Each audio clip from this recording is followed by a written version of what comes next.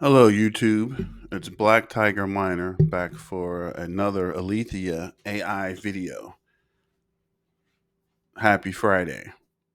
Today we're talking about the Alethea AI. There is a discussion with the CEO of Alethea AI and Binance. So I'm not sure about if they're going to be listed on Binance yet, but I did find this video.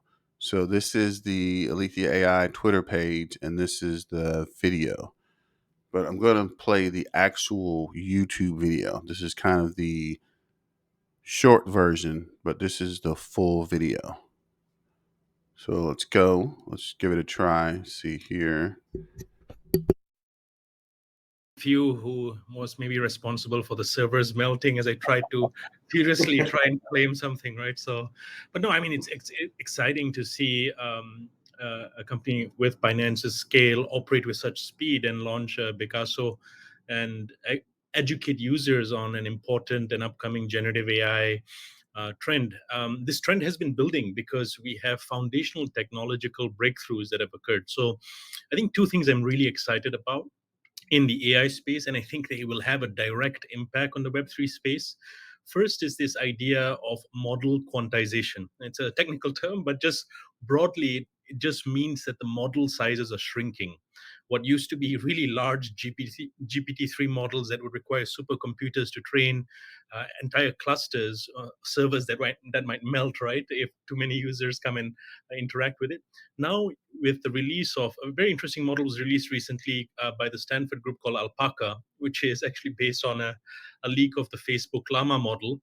And really, it can run on the edge, it can run on devices, and quantization or shrinking of these models is going to enable massive amounts of creativity because, and this is critical, you you are not reliant anymore on a centralized service provider to give you access to the API to access AI services, right? So if you as a user or as a creator are able to own that model and are able to shape the data that goes into the model and are able to generate output from that model and deploy that model at scale, a lot of creative possibilities open up.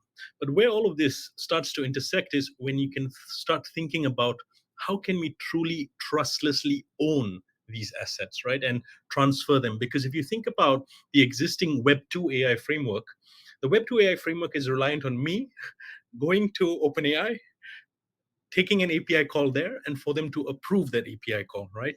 And at any time, any point in time, that API call can be shut down. So it's not censorship resistant per se. It doesn't create the right level of cultural diversity that we might want as creators and as developers to build all sorts of applications.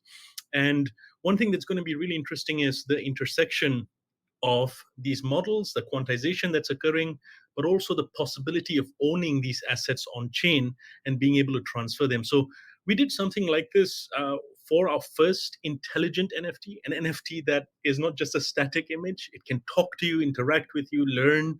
We partnered with OpenAI. The first one was launched on Sotheby's almost, I think, 2 years ago now. We've done a number of different collections after where the INFT, the intelligent NFT, can talk and interact with you. And these intelligent NFTs will be able to grow in time as their intelligence becomes more complex. Today, these NFTs are ownable, tradable. You can buy and sell them. You can create your own digital twin. So the applications, I know Mayor said that it's sort of a match made in heaven, but it's still far away. We've seen at the edges of innovation that there is a lot of creative possibility that expands the moment you bake in property rights into AI. The moment you start thinking like a Web3 native and you bring that thinking into the AI space, right? Because that enables a new sort of trustless markets for us to participate in. So those are sort of the areas which Alethea is really excited about. So in this video, he's talking about Alethea and different security protocols, and also about the models for AI, the model size. Previously, with models, there were lots of data, and the large data sets kind of melted the server, so he says, or slowed down a lot of people trying to access these large data sets.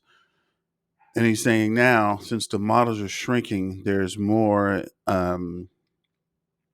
processing happening and better figures for the overall intelligence process.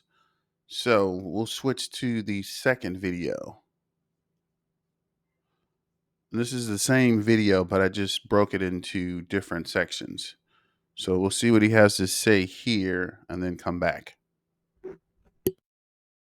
I think to Mayor's excellent points about security and infrastructure and the efficiencies that AI is bringing, one key part as we think about first principles is what are the data sets that have gone in to train that AI model, right? That is creating this compellingly powerful, amazing output.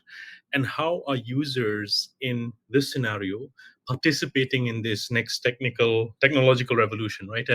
Like if you think about TikTok and all of the creators, the tremendous creative potential that exists for people to create now AI avatars, AI characters, soon one day an AI generated movie might win an Oscar, right? So we are entering this space where the human output compared to AI output, the lines are blurring very, very significantly. And it's very difficult for us to tell what is real and what is fake, right? So I think it's really critical if we take the first principles approach and if we start thinking about what data sets these models are being fed and how are Web3 users participating in this new economy because these models are going to be extremely efficient, highly intelligent, and will create tremendous economic surplus, right? So either you confiscate and do industrial scale level IP theft of users and their data, again, like the Web2 practices that were common, or you take a different approach philosophically, but you also expand the market because you allow new Web3 users to truly participate by uploading data sets, training their AI, and earning rewards from it, right? And that's really the power of crypto protocols or tokenization when you start thinking a little bit about the incentives that can drive these users to create very interesting models to preserve our culture and also our legacy. So I think this intersection must start from first principles. Like, how are we looking at a Web3 lens with our data? How are we empowering users to create and bring to life these data sets? And then how are they part of this supply chain? Because right now, the way Web2 AI works is that it is primarily scraped all of the data sets of our output, right, collectively as a species. And the input from our standpoint, while it has gone into these models, it's great and efficient. It's really critical for us to bring the user back into the equation. Otherwise, we risk making the same sort of mistakes as Web2. So I tend to think of this as a first principles basis, but sometimes I'm an idealist, right? So at the end of the day, it's about getting the users to use the tools and make sure that they are creating these outputs and enjoying the benefits of them as well. So here he's also talking about different security protocols and some more with the overall data sets for the machine learning models and that data set. And also he's talking about, which is pretty interesting, about a full video for intelligent NFTs, and one day it could possibly win an Oscar, which is kind of a stretch. But let me know what you think about this video and the information he's talking about in the comments. Don't forget to like, share, and subscribe. I'm interested to get some of your feedback about this breakthroughs he's mentioning. And let me know what you think. And again, this is Black Tiger Miner signing out for Friday.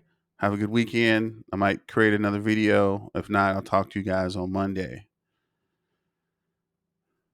And don't forget, let's get back to the money, guys. Peace out.